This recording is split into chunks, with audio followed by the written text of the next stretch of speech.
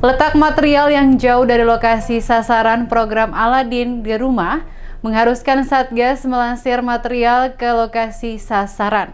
Ditambah lagi kondisi cuaca ekstrim menyebabkan jalan tanah menuju lokasi semakin lembek.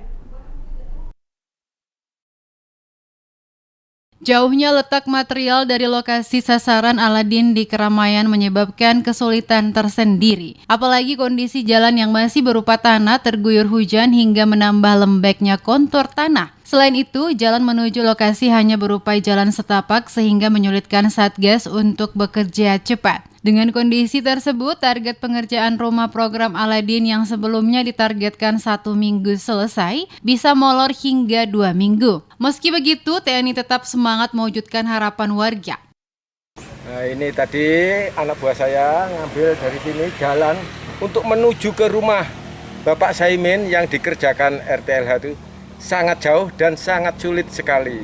Karena jalan hanya setapak, tidak bisa dinaiki yang lain. Hanya arko saja yang bisa masuk. Apabila hujan malah lebih parah. Ini sudah alhamdulillah sudah agak terang, jadi bisa dilalui. Walaupun hanya arko saja. Sekitar 50 meter, itu pun jalan sulit. Agak naik, nanti agak terjal turun lagi dari rumah Pak Saimin.